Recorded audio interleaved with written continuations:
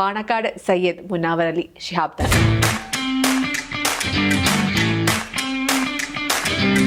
വഴിയായി നമ്മളൊരു നിയോഗം പോലെ അവിടെ എത്തിയപ്പോൾ ലൈഫിൽ എന്നെപ്പോഴും വാട്ട് എവർ ഹാപ്പൻസ്, എന്ത് സംഭവിച്ചാലും ഇത് ഞാൻ കൈവിടില്ല എന്ന് നമുക്കത് കിട്ടുന്നൊരു സന്തോഷം, അവരുടെ ഒരു പ്രശ്നങ്ങൾ പരിഹാരം കാണാൻ സാധിച്ചാലും അത് ഏറ്റവും വലിയ സന്തോഷമൊക്കെ നൽകുന്നു എന്നുള്ളതാണ്.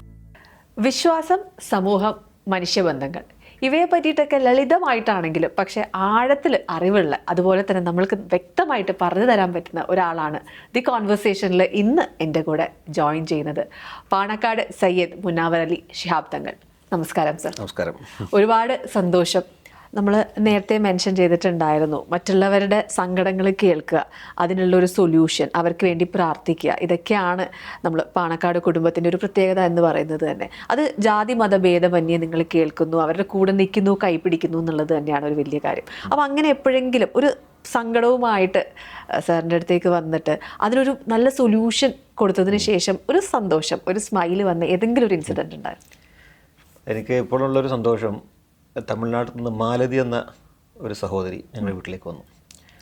മാലതിയുടെ ഭർത്താവ് അർജുൻ അത്തിമുത്തു, അവർ കുവൈത്തിൽ വെച്ചുണ്ടായ ഒരു സംഘട്ടനം, അതിൽ ഒരാൾ മരണപ്പെട്ടു. ആ മരണപ്പെട്ട ആൾ മലപ്പുറത്തുകാരായിരുന്നു. അപ്പോൾ അവർക്ക് കുവൈത്തിലെ കോടതി വിധിച്ചത് വധശിക്ഷയായിരുന്നു. അങ്ങനെ ഈ വധശിക്ഷ ഒഴിവായി കിട്ടണമെങ്കിൽ അവർക്ക് ബ്ലഡ് മണി കൊടുക്കണമെന്ന് അവരാവശ്യപ്പെടുകയുണ്ടായി. മാലതി തഞ്ചാവൂർ ആ ഭാഗത്തുള്ളൊരു വളരെ പാവപ്പെട്ടൊരു സ്ത്രീയാണ്. അവർ കരഞ്ഞുകൊണ്ട് വന്നു ഒരിക്കൽ വീട്ടിലേക്ക്. ഞങ്ങൾ പറഞ്ഞു, ഇങ്ങനെ എൻ്റെ ഭർത്താവ് അവിടെ ജയിലിലാണ്, വധശിക്ഷ വിധിച്ചിട്ടുണ്ട്, അവർക്ക് ബ്ലഡ് മണി കൊടുത്താൽ ആ വധശിക്ഷയിൽ ഒഴിവായി കിട്ടുന്നു. അവരാവശ്യപ്പെട്ടത് 30 ലക്ഷം രൂപയാണ്. അപ്പോൾ 5 ലക്ഷം അവരെടുത്തുണ്ട്, അവർ വീടും പറമ്പൊക്കെ വിറ്റിട്ട്. 30 ലക്ഷം കൊടുത്താൽ എൻ്റെ ഭർത്താവ് ജീവനോട് തിരിച്ചു വരും, എനിക്കൊരു മോളുണ്ട്. അങ്ങനെ പറഞ്ഞു വന്നപ്പോൾ അന്ന് മീഡിയാസും അവിടെ വന്നു. ഈ മാലതി വന്ന സമയത്ത് അന്ന് മീഡിയയുടെ സപ്പോർട്ട് കൂടി ഉണ്ടായിരുന്നു. അങ്ങനെ ഞാൻ ഇങ്ങനെ ജനങ്ങളോട് പറഞ്ഞു, ഇങ്ങനെ ഒരു സ്ത്രീ ഇവിടെ വന്നിട്ടുണ്ട്, അവരുടെ ഭർത്താവ് ജയിലിലാണ്, അടുത്ത ആഴ്ച അവരെ തൂക്കിക്കൊല്ലാൻ വിധിച്ചിരിക്കുകയാണ്, ഈ ഒരു പണം കൊടുക്കുകയാണെങ്കിൽ തീർച്ചയായും അവർക്ക് ജീവിതം തിരിച്ചു കിട്ടും. അതൊരു വലിയ അത്ഭുതമായിരുന്നു. ആ ഒരു റിക്വസ്റ്റിന് ശേഷം 2 ദിവസം കൊണ്ട് എന്നെ എവിടെ നിന്നൊക്കെ ആളുകൾ വിളിച്ചറിയില്ല, അവർ തീർച്ചയായും അവരെ നമുക്ക് രക്ഷിക്കണം. അങ്ങനെ ഓരോരുത്തരും പണം തന്ന് 2 ദിവസം കൊണ്ട് അവർക്ക് ആ പണം കൈമാറി ലീഗൽ വഴി, നമ്മുടെ വക്കീൽ വഴി അത് അയച്ചു കൊടുത്തു. അവരെ വധശിക്ഷയിൽ നിന്നും അവരെ ഒഴിവാക്കി എന്നുള്ള വാർത്ത കിട്ടിയപ്പോൾ അത് ജീവിതത്തിൽ ഏറ്റവും വലിയൊരു സന്തോഷം എനിക്ക് കിട്ടിയ ഒന്നാണ്. കാരണം എവിടുന്നോ വന്ന ഒരു സ്ത്രീ അവർ പാണക്കാട് വന്നപ്പോൾ നമുക്ക് ചെയ്യാൻ കഴിഞ്ഞ ഏറ്റവും വലിയ ചാരിതാർത്ഥ്യമുള്ള ഒരു കാര്യം. അതിപ്പോഴും അതിനുശേഷം ആ വാർത്ത തമിഴ്നാട്ടിൽ വന്നു. ആ വാർത്ത കേരളത്തിൽ വലിയ ചർച്ചാ വിഷയമായി. ഇതൊരു വാർത്തക്ക് വേണ്ടിയല്ല. അതിനുശേഷം തമിഴൊരു സിനിമ, ബ്ലഡ് മണി എന്ന സിനിമ ഇത് ബേസ് ചെയ്തുകൊണ്ട് ഇറങ്ങിയെന്നുള്ളത്. അപ്പോൾ ഞാൻ പറഞ്ഞത്, അത് നമ്മൾ ചെറിയൊരു കാര്യം നമ്മൾ ചെയ്തപ്പോഴേക്കും അതൊരു വലിയ ഇമ്പാക്റ്റ് ഉണ്ടായി. അപ്പോൾ കുടുംബത്തിന് കിട്ടിയ ആശ്വാസം ചെറുതല്ല. അപ്പോൾ അങ്ങനെയുള്ള ചെറിയ ചെറിയ കാര്യങ്ങൾ നമുക്ക് മനസ്സിലൊക്കെ എന്നും സന്തോഷം. കാരണം ഈ സോഷ്യൽ വർക്കിൽ നമ്മൾ ഇറങ്ങുമ്പോൾ നമുക്ക് വലിയ സന്തോഷങ്ങൾ കിട്ടാൻ നമ്മൾ പലതും നമ്മൾ ആഗ്രഹിക്കും. ഒരു വലിയ കാറ് വാങ്ങുക, വലിയ വീട് വാങ്ങുക, ഇതൊക്കെ കിട്ടുന്ന സന്തോഷം ഒരു നൈമിഷികമാണ്. അതിൻ്റെ ആ ഒരു ഇത് കഴിയുമ്പോൾ നമുക്കതിൻ്റെ മടുത്ത് വരും. പക്ഷേ മറ്റുള്ളവരെ സന്തോഷിപ്പിക്കുമ്പോൾ മറ്റുള്ളവരുടെ മുഖത്ത് പുഞ്ചിരി നുകരാൻ സാധിക്കുമെങ്കിൽ അതിനൊരു അനന്തമായ സന്തോഷമാണ്. നമുക്ക് ഒരിക്കലും അത് ആലോചിച്ച് നമുക്ക് എപ്പോഴും ഇങ്ങനെ ഒരു വലിയ അഭിമാനം കൊള്ളുന്ന, നമ്മൾ കാരണം ഒരാൾ രക്ഷപ്പെട്ടു ആരെങ്കിലും ഒന്ന് വന്ന് പറയുമ്പോൾ എനിക്ക് പലപ്പോഴും ഇപ്പോൾ അടുത്തൊരു ഒരു ജോലിക്ക് വേണ്ടി എന്നോട് ഒരാൾ റിക്വസ്റ്റ് ചെയ്തു. ഞാൻ ഉടനെ എൻ്റെ സുഹൃത്ത് ആസ്റ്ററിലെ സിറാജ്, അദ്ദേഹത്തോട് ഞാൻ പറഞ്ഞു, ഇങ്ങനെ ഒരു പ്രയാസപ്പെട്ടിരിക്കുന്നൊരു കുട്ടിയാണ്, ഒരു ജോലി കൊടുക്കണം. അങ്ങനെ ഒരു മാസം കഴിഞ്ഞ് അവൻ എന്നെ വിളിക്കുകയാണ് വളരെ സന്തോഷത്തോടു കൂടി. എനിക്ക് ആ ജോലി കിട്ടി തങ്ങളെ, എങ്ങനെ നന്ദി പറയേണ്ട അറിയില്ല. അപ്പം ഇങ്ങനെ ഓരോരുത്തരുടെയും ആവശ്യങ്ങൾ, അവരുടെ ജീവിതമാർഗ്ഗങ്ങളൊക്കെ നമ്മൾ മുഖാന്തരം അത് ശരിയാവണമെങ്കിൽ നമുക്ക് അതിനപ്പുറം സന്തോഷിക്കാനൊന്നുമില്ല എന്നുള്ളത്. അതാണ് നമ്മുടെയൊക്കെ ജീവിതത്തിലുള്ള വലിയ സന്തോഷം. അത് തന്നെയാണോ വാപ്പ പകർന്നു തന്നിട്ടുള്ള ഒരു തീർച്ചയായും വാപ്പയുടെ ഒരു ജീവിത ശൈലി എന്നുള്ളത് എനിക്ക് അദ്ദേഹം ഒരു യൂണിവേഴ്സിറ്റിയാണ്. കാരണം അദ്ദേഹം പറഞ്ഞു തരാതെ അദ്ദേഹത്തെ ജീവിതം കണ്ട് വളർന്ന ഒരു വ്യക്തിയാണ്. മകനെന്ന നിലയിലല്ല, ഇത്രയധികം സാധാരണ ജനങ്ങളോട്. കാരണം രാവിലെ പുറത്ത് വരാന്തയിലേക്ക് ഇറങ്ങുമ്പോൾ നൂറുകണക്കിന് ആളുകൾ അദ്ദേഹത്തിൻ്റെ ചുറ്റും ആ വട്ടമേശയിലുണ്ടാവും. അവർ പറയുന്ന സങ്കടങ്ങൾ വളരെ ശ്രദ്ധയോടെ കേൾക്കുകയും അവർ പ്രയാസപ്പെടുന്നുണ്ടെങ്കിൽ ആ പ്രയാസം തീർത്തു കൊടുക്കാൻ അദ്ദേഹം വലിയ ആത്മാർത്ഥതയോടു കൂടി പ്രവർത്തിക്കുന്നുണ്ടാണ്. ഒരിക്കലും രാത്രി 1 മണിക്ക് ഒരു കുടുംബം ബഹ്റൈനിൽ നിന്ന് വിളിക്കുന്നുണ്ട്. അദ്ദേഹം ഫോണെടുത്ത്, ഞങ്ങൾക്ക് നാട്ടിലേക്ക് ഉടനെ എത്തണം, ഞങ്ങളുടെ വാപ്പാക്ക് സുഖമില്ല, ഉടനെ എത്തണം, ഒരു ക്രിട്ടിക്കലാണെന്ന് പറഞ്ഞു. അപ്പോൾ എന്തോ ഇമിഗ്രേഷനിൽ എന്തോ വിഷയം വഴലുകൊണ്ട് അവർക്ക് യാത്ര ചെയ്യാൻ പറ്റിയില്ല. അങ്ങനെ അന്ന് ഈ അഹമ്മദ് സാഹിബ് വിദേശകാര്യമന്ത്രിയാണ്. അദ്ദേഹത്തെ ആ രാത്രി വാപ്പ വിളിച്ചു. അപ്പോൾ വാപ്പയുടെ കോളെന്ന് പറഞ്ഞപ്പോൾ അദ്ദേഹം എടുത്തു, എന്താണ് ആവശ്യം. അപ്പോൾ എനിക്ക് വേണ്ടപ്പെട്ടൊരു ഫാമിലി അവിടെ കുടുങ്ങിക്കുന്നുണ്ട്, അവർക്ക് നാട്ടിലേക്ക് വരണം. അതേ ഈ പാതിരാക്ക് എന്താണ് ചെയ്യാൻ വിളിക്കുക. പക്ഷെ അദ്ദേഹം ആ പാതിരാക്ക് വളരെ ക്ഷമാപൂർവം ക്ഷമാപണം നടത്തിക്കൊണ്ട് അംബാസഡറെ വിളിച്ചു. എൻ്റെ ഒരു ലീഡർ ഇങ്ങനൊരു കാര്യം പറഞ്ഞിട്ടുണ്ട്, പിന്നെ അവരെ നാട്ടിലേക്ക് എത്തിക്കാൻ ഇവിടെ നടപടി സ്വീകരിക്കണം എന്ന് ആവശ്യപ്പെട്ടാണ്. അദ്ദേഹം പറഞ്ഞുകൊണ്ട് എനിക്കൊന്നും രസിക്കാൻ സാധിക്കില്ല, സോറി ഫോർ ദി ഇൻകൺവീനിയൻസ് പറഞ്ഞ് ആ രാത്രി തന്നെ അദ്ദേഹം എയർപോർട്ടിൽ പോയി അത് ക്ലിയർ ചെയ്ത് അവർ നാട്ടിലേക്ക് വന്നു.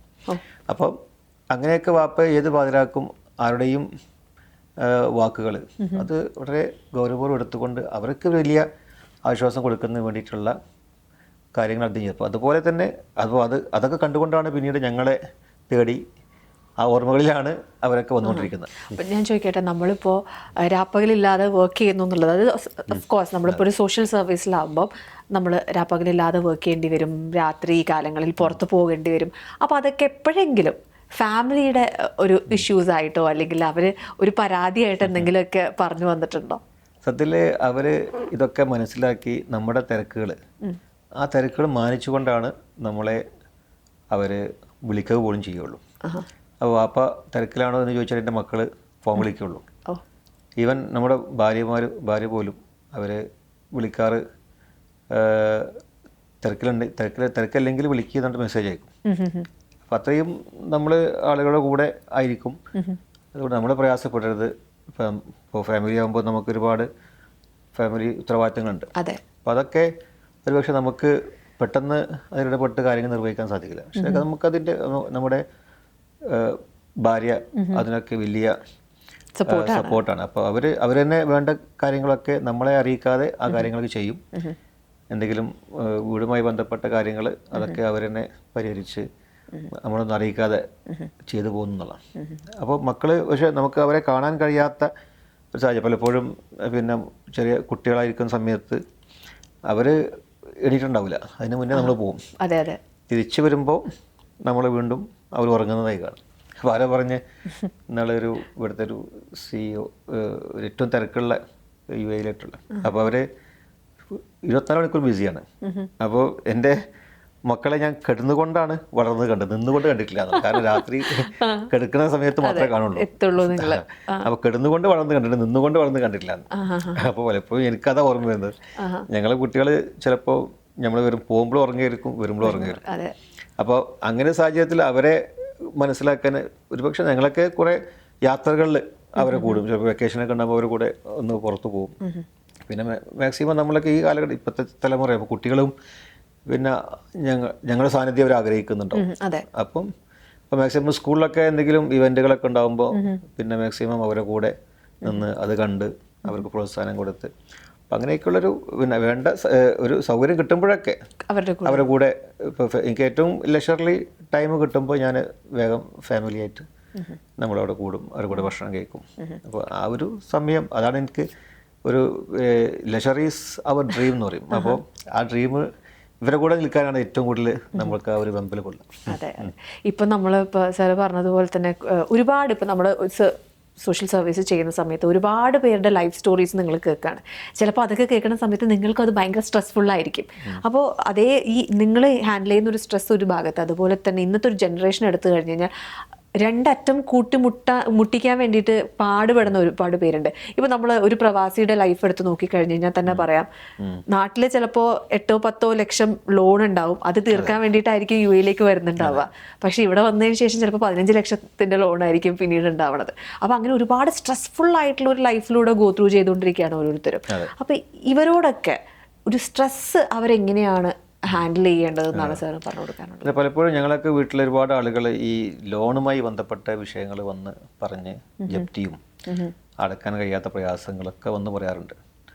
അപ്പോൾ ഇത് ആളുകളെ എനിക്ക് പറയാനുള്ളവരോട് എന്തിനും നമ്മൾ ലോൺ എടുക്കുക എന്നുള്ള ഒരു വലിയൊരു ഇനീഷ്യേറ്റീവ് ഉണ്ട്. അപ്പം മാക്സിമം ലോൺ എടുക്കാതിരിക്കുക എന്നുള്ളത്. അപ്പം നമ്മൾ കഴിയുന്നതും നമ്മുടേതായ ഒരു അവസ്ഥയിൽ നമ്മൾ ജീവിച്ചു പോവുക. ഈ ലോൺ എടുക്കുമ്പോൾ എന്താ വിഷയം എന്ന് വെച്ചാൽ നമ്മൾ ഭയങ്കര സ്ട്രെസ്ഡായി മാറാണ്. കാരണം നല്ല വീട്ടിൽ ജീവിക്കുന്നുണ്ടാവും, ആ വീടിൻ്റെ മേലെ ലോൺ എടുത്ത് അത് അടക്കാൻ കഴിയാതാകുമ്പോൾ വീട്ടിൽ നിന്ന് ഇറങ്ങിപ്പോകേണ്ട അവസ്ഥയാണ്. പക്ഷേ പ്രവാസികളായിട്ട് പ്രവാസികൾ എനിക്ക് ഓർമ്മയുണ്ട്, ഞങ്ങളൊരു റിസർച്ച് നടത്തിയിരുന്നു. ഒരു സൈൻ എന്ന് പറഞ്ഞാൽ ഞങ്ങളുടെ സംഘടന ഉണ്ട്. ഈ പ്രവാസികൾ തിരിച്ചു വരവ്, അതിൽ ഏറ്റവും കൂടുതൽ 17% ആളുകളെ ഹാപ്പിയായി തിരിച്ചു വരുന്നുള്ളൂ. അതിൽ 20% ആളുകൾ രോഗികളായി വരുന്നുണ്ട്. വീട് എന്ന സ്വപ്നം പൂർത്തീകരിക്കാൻ കഴിയാത്ത ആളുകളുണ്ട്. കടം കൊണ്ട് വീണ്ടും തിരിച്ചു വരുന്നവരുണ്ട്. അവർ ആരോഗ്യപരമായി ജോലി ചെയ്യാൻ സാധിക്കുന്നില്ല. അപ്പോൾ ഇങ്ങനെ ഒരുപാട് ലൈഫിൽ പ്രശ്നങ്ങൾ ഇപ്പോൾ നമ്മൾ കണ്ടുവരുന്നത് ഈ കടം മൂലം ജീവിതത്തിൽ വലിയ പ്രയാസം അനുഭവപ്പെടുന്നത്. അതും പലരും അത് പറയാൻ മടിക്കുന്നവരാണ്. കാണുമ്പോൾ അവർക്ക് കുഴപ്പമുണ്ടാവില്ല, പക്ഷെ ലക്ഷങ്ങളാണ് അവരുടെ കടങ്ങൾ. പക്ഷെ ഇതൊന്നും തീർത്തു കൊടുക്കാൻ പക്ഷേ നമുക്ക് കഴിയില്ല.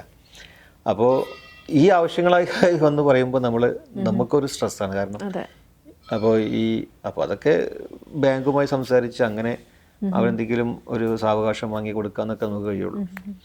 അപ്പോൾ അങ്ങനെ ഒരു നമ്മൾ ഉള്ള രീതിയിൽ നമ്മൾ അഡ്വാൻസ് ജീവിച്ച് ഉള്ള രീതിയിൽ നമ്മൾ ചെലവഴിക്കാന്നല്ലാതെ. അപ്പോൾ ഇങ്ങനെ ഇത്രയും ഈ ഒരു സ്ട്രെസ്സൊക്കെ ഹാൻഡിൽ ചെയ്യുന്ന നമ്മുടെ മലയാളികളാണെങ്കിലും എങ്ങനെയാണ് ജീവിതം ആസ്വദിച്ചുകൊണ്ട് മുമ്പോട്ട് പോകുക? എസ്പെഷ്യലി നമ്മളിപ്പോൾ നേരത്തെ പറഞ്ഞ പോലെ പ്രവാസികളുടെ ഒരു കേസ് എടുത്ത് നോക്കുമ്പോൾ ഇത്രയും അധികം പ്രാരാബ്ദം അവർ തലയിൽ കയറ്റി വെക്കുകയാണ്.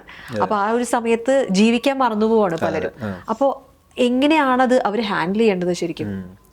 എനിക്ക് തോന്നുന്നത് അവർ ജീവിക്കണം, കഴിയുന്നതും അവർ ഫാമിലി അവരുള്ള സ്ഥലത്തേക്ക് ഫാമിലിനെ അവർ കൊണ്ടുവരിക. ഇപ്പം GCC ഒക്കെ ഒരു എക്സ്പാട്രിയേറ്റ് ഫ്രണ്ട്ലിയാണ്, ഒരു നല്ല സ്കൂളുണ്ട്, നല്ല ഹെൽത്ത് കെയർ ഉണ്ട്. അപ്പം അങ്ങനെ എല്ലാവർക്കും കഴിയണമെന്നില്ല, ഫാമിലി സ്റ്റാറ്റസ് എല്ലാവർക്കും കിട്ടില്ലല്ലോ. എങ്കിലും നമുക്ക് ഇപ്പം ഫാമിലി നാട്ടിലാണെങ്കിൽ നമ്മുടെ ഫിനാൻഷ്യൽ മാനേജ്മെൻറ്റ് കൃത്യമായ രീതിയിൽ നമുക്ക് അവരെ ഇപ്പോൾ ഈ അയച്ചു കൊടുക്കുന്ന പണമൊക്കെ എന്താവുന്നു എന്നുള്ളത് പോലും നമ്മൾ കാണില്ല. അപ്പോൾ അതൊക്കെ ഒരു മാനേജ് ചെയ്ത് അതൊരു സേവിങ് രീതിയിലേക്ക് മാറ്റി ഇൻവെസ്റ്റ്മെൻറ്റ് രീതിയിലേക്ക് മാറ്റി ഒക്കെ മാറ്റാൻ അവർക്ക് സാധിക്കും. അപ്പം നമ്മുടെ ജീവിതത്തിൽ നമ്മളൊരു മിതത്വം പാലിച്ച് നമ്മുടെ ഏറ്റവും അവർ കൊടുക്കേണ്ടത് കുട്ടികൾക്കുള്ള വിദ്യാഭ്യാസമാണ്. ആ വിദ്യാഭ്യാസത്തിന് വേണ്ടി അവർ മാറ്റി വെക്കുക. അതുപോലെ എന്തെങ്കിലും ഇൻകം ജനറേറ്റ് ചെയ്യുന്ന രീതിയിൽ മറ്റൊന്ന് തിരിച്ചു പോകുമ്പോൾ അവർക്ക് എന്തെങ്കിലും ഒരു ഇൻകം കിട്ടുന്ന രീതിയിലുള്ള എന്തെങ്കിലും ഇൻവെസ്റ്റ്മെൻറ്റ് അത് കൃത്യമായ രീതിയിൽ അതിനെ അഡ്വൈസ് ചെയ്ത് കൊടുക്കാനുള്ള ഒരു സാമൂഹ്യ ഉത്തരവാദിത്വം എന്ന നിലക്ക് നമ്മളെപ്പോലുള്ള ആളുകൾ പൊതുപ്രവർത്തകരൊക്കെ ആ ശ്രമം കൂടി നടത്തേണ്ടതുണ്ട് എന്നുള്ളതാണ് ഞാൻ മനസ്സിലാക്കുന്നത്. നമ്മളിനി ഒരു ചെറിയ റാപ്പിഡ് ഫയറിലേക്കാണ് കിടക്കുന്നത്. ഓഫ് കോഴ്സ് അത് വളരെ സിമ്പിളായിട്ടുള്ള റാപ്പിഡ്, പക്ഷേ താങ്കൾക്ക് അതിന് കറക്റ്റായിട്ടുള്ള ഉത്തരം നൽകാൻ പറ്റും തന്നെയാണ് ഞാൻ വിശ്വസിക്കുന്നത്. അപ്പോൾ എന്തായാലും ആദ്യത്തെ എൻ്റെ ഒരു റാപ്പിഡ് ഫയർ ചോദ്യം എന്ന് പറഞ്ഞു കഴിഞ്ഞാൽ, നീതി അത് വേഗത്തിലാണോ വേണ്ടത് അതോ സൂക്ഷ്മതയോടെയാണോ ചെയ്യേണ്ടത്? രണ്ടും വേണമെന്നുള്ള അഭിപ്രായം. വേഗത്തിലാവണം, സൂക്ഷ്മതയിലാവണം. കാരണം ഒരാൾ അനീതി അനുഭവിക്കുമ്പോൾ അതിൽ നിന്നും വിമുക്തമാകുക എന്നുള്ളത് വലിയൊരു ആഗ്രഹവും അവരുടെ സ്വപ്നമാണ്. അതില്ലെങ്കിൽ അവർക്ക് സ്ട്രെസ്ഡ് ആവും. അപ്പോൾ അത് സൂക്ഷ്മതയോടു കൂടിയും നീതിപൂർവവും അത് വേഗത്തിലാക്കുക എന്നുള്ളതാണ് നമ്മൾ ചെയ്യേണ്ടത്. സോഷ്യൽ മീഡിയ അതൊരു ശക്തിയാണോ അതോ അതൊരു ഉത്തരവാദിത്തമാണോ? സോഷ്യൽ മീഡിയ ഉത്തരവാദിത്തത്തോടെ നിർവഹിക്കേണ്ടതാണ്. ഇത് ശക്തി കൂടിയാണ്. അതാണിപ്പോൾ ലോകത്ത് നമ്മൾ കാണുന്നത് അതിലൂടെയാണ്. അപ്പോൾ അത് ഉത്തരവാദിത്തത്തോടെ കൂടി നിർവഹിക്കുക എന്നുള്ളത് രണ്ടും അതിലാവശ്യമാണ്. നിയമം അത് ഒരു ശിക്ഷയാണോ അതോ ഒരു സംരക്ഷണമാണോ? സംരക്ഷണമാണ്. ഓക്കെ, എന്തുകൊണ്ടാണ് അത് സംരക്ഷണമാകുന്നത്? അല്ല, നിയമം ഉണ്ടാകുമ്പോഴാണ് പലതിനും നമുക്ക് ഒരു സമൂഹത്തെ സംരക്ഷിക്കുക എന്നുള്ളത് നമ്മുടെ ആവശ്യമാണ്, നമ്മുടെ സോഷ്യൽ ഉത്തരവാദിത്തമാണ്.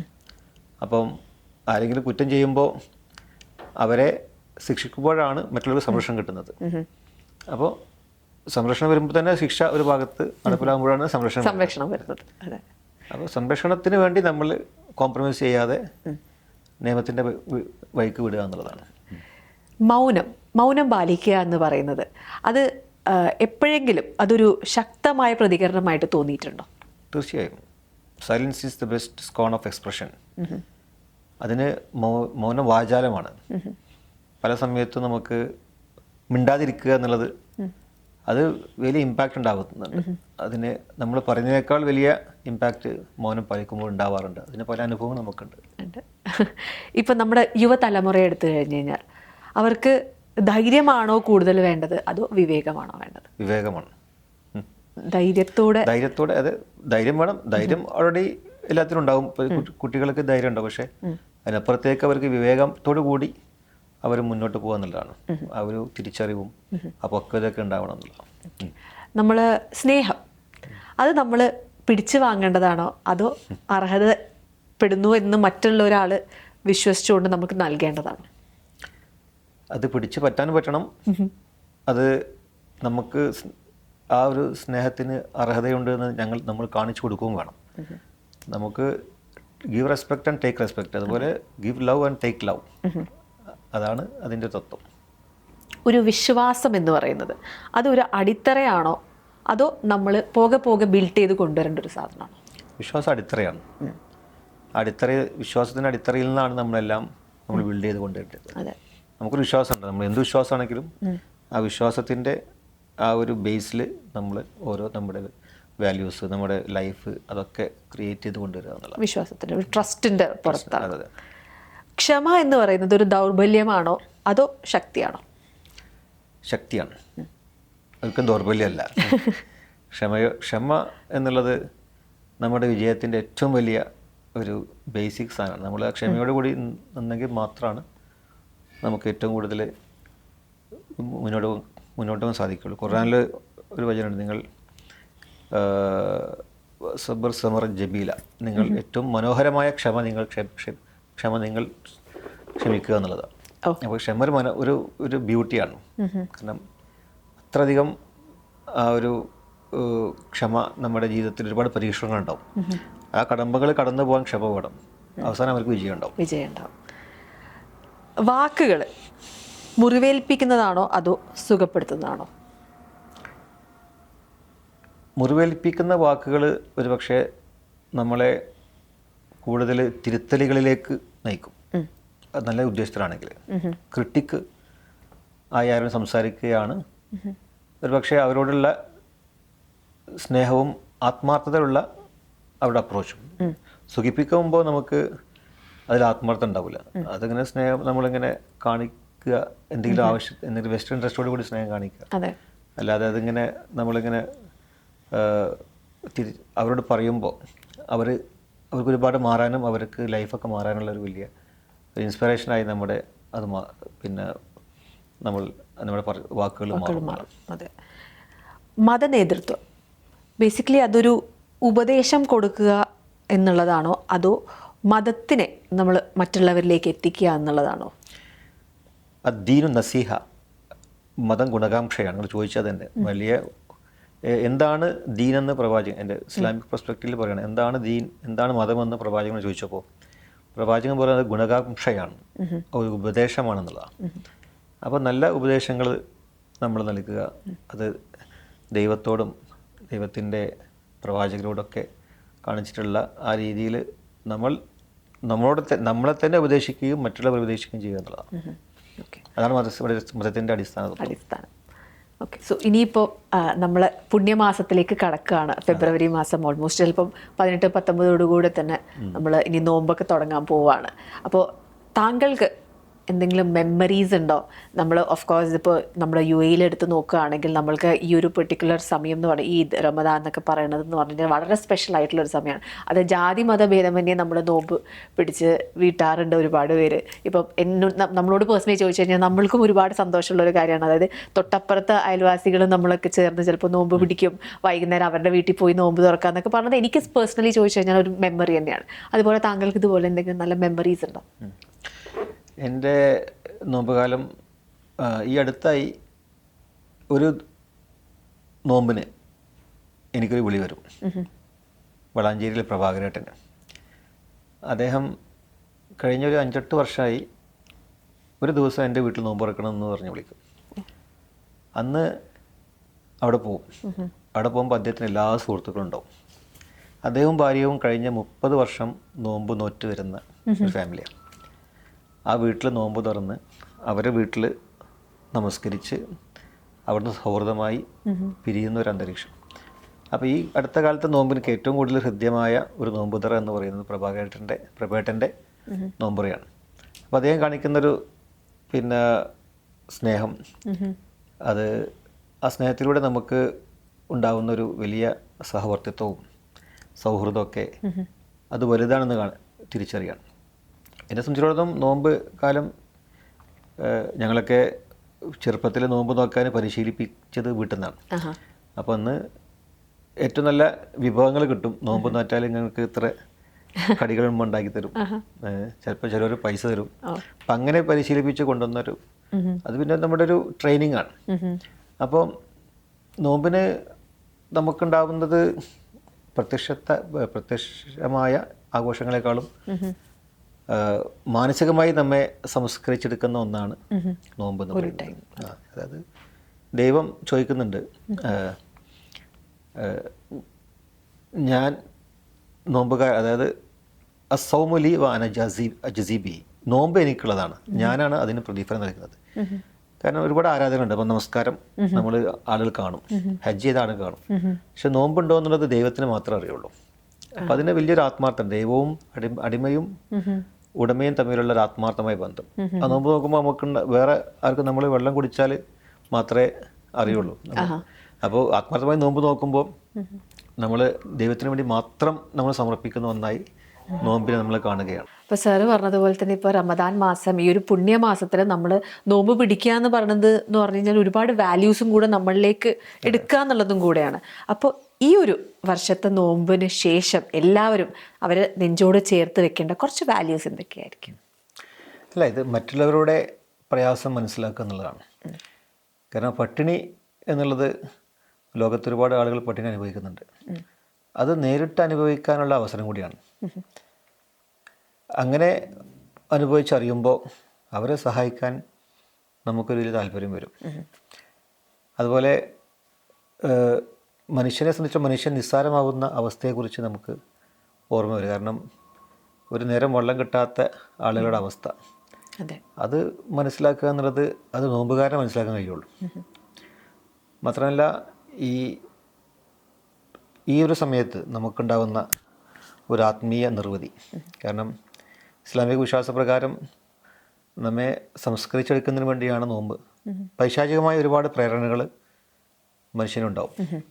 ആ തിന്മകളിൽ നിന്നൊക്കെ മനുഷ്യനെ തടയാൻ നോമ്പ് വലിയ ഒരു പരിചയമായി നിൽക്കുന്നതാണ്. അപ്പോൾ നോമ്പ് ഒരു പരിചയമാണ്. പ്രവാചകൻ പറയാൻ, ആരെങ്കിലും എന്നെക്കുറിച്ച് അസഭ്യം പറയുകയാണെങ്കിൽ അവൻ പറയട്ടെ ഞാൻ നോമ്പുകാരനാണെന്ന്. നോമ്പുകാരനാണെന്ന് പറയുമ്പോൾ അതൊരു പരിചയമായി അവന് സംരക്ഷണം ലഭിക്കുകയാണ്. അപ്പോൾ അവന് കിട്ടുന്നൊരു വലിയ സൗഭാഗ്യം എന്ന് പറയുന്നത് സ്വർഗത്തിൻ്റെ ഒരു വാതിലുണ്ട്, അതിൻ്റെ പേരാണ് റയ്യാൻ. അവസാനത്തെ നോമ്പുകാരന് കടന്നുപോയതിന് ശേഷമേ അത് അടക്കപ്പെടുകയുള്ളൂ. അപ്പോൾ നോമ്പുകാരന് ദൈവം നൽകുന്ന ഒരു ഓഫർ എന്ന് പറയുന്നത് സ്വർഗമാണ്. അപ്പോൾ ഈ നോമ്പിന് ഈ നമുക്കുണ്ടാവേണ്ടത് ഒരു ദൈവഭക്തി ഉണ്ടാവുക. അപ്പോൾ എല്ലാ ആരാധനയും, അപ്പോൾ ഖുർആൻ പറയുന്നത് നിങ്ങളുടെ മുൻഗാമികൾക്ക് നിർബന്ധമാക്കിയതുപോലെ നിങ്ങളുടെ മേലിലും നോമ്പ് നിർബന്ധമാക്കിയിരിക്കുന്നു. നിങ്ങൾ തഖ്വയുള്ളവരാകുന്നതിന് വേണ്ടി, ഭയഭക്തിയുള്ളവരാകുന്നതിന് വേണ്ടി. അപ്പോൾ ദൈവം അടിമകളിൽ നിന്നും ആഗ്രഹിക്കുന്നത് അവനുള്ള ഭയവും അവനുള്ള സ്നേഹവുമാണ്. അപ്പം അത് ഉണ്ടാവാനുള്ള ഓരോ മാർഗങ്ങളാണ് ആരാധനകളായി ദൈവം നിർബന്ധമാക്കിയിട്ടുള്ളത്. നമ്മുടെ നമസ്കാരവും തന്നെ എല്ലാ ആരാധനകളും ദൈവത്തിലേക്ക് അടുക്കാനുള്ള ഒരു വഴിയായിക്കൊണ്ടാണ് കാണിച്ചു തന്നിട്ടുള്ളത്. അപ്പോൾ ഇതൊരു വഴിയാണ്. അതെ. അപ്പോൾ എന്തായാലും ഒരുപാട് സന്തോഷം സർ. നമ്മൾ ഇന്നിപ്പോൾ ഒരുപാട് വിഷയങ്ങളെ പറ്റി സംസാരിച്ചു, അതുപോലെ തന്നെ റമദാൻ മാസത്തിനെ പറ്റി സംസാരിച്ചു. ഒരുപാട് വാല്യൂസ് നമ്മൾ ഇന്നിപ്പോൾ കേട്ട ഒരുപാട് ലിസണേഴ്സിലേക്കാണെങ്കിലും നമുക്ക് എത്തിച്ചു കൊടുക്കാനും പറ്റി. ഒരുപാട് സന്തോഷം. ഇന്നിപ്പോൾ ദി കോൺവെർസേഷനിൽ എനിക്ക് താങ്കളെ ഹോസ്റ്റ് ചെയ്യാൻ പറ്റിയതിലും ഒരുപാട് സന്തോഷമുണ്ട് സർ. അപ്പോൾ നമ്മുടെ ഏഷ്യ ലൈവിൻ്റെ പ്രേക്ഷകർക്ക് വേണ്ടിയിട്ട് ഒരു റമദാൻ വിഷസും കൂടെ കൊടുത്തു കഴിഞ്ഞ് കഴിഞ്ഞാൽ നമ്മുടെ ദി കോൺവെർസേഷൻ്റെ ഫസ്റ്റ് എപ്പിസോഡും കൂടെയാണ് ഇത് പോകുന്നത്. അപ്പോൾ നമ്മൾക്ക് ഒരു ബെസ്റ്റ് സ്റ്റാർട്ടാവും ഇത്. ഏഷ്യ ലൈവ് പ്രേക്ഷകർക്ക് എൻ്റെ സ്നേഹം നിറഞ്ഞ റമദാൻ ആശംസകൾ നേരുകയാണ്. നല്ലൊരു റമദാൻ എല്ലാവർക്കും ഉണ്ടാവട്ടെ എന്ന് ആശംസിക്കുന്നു.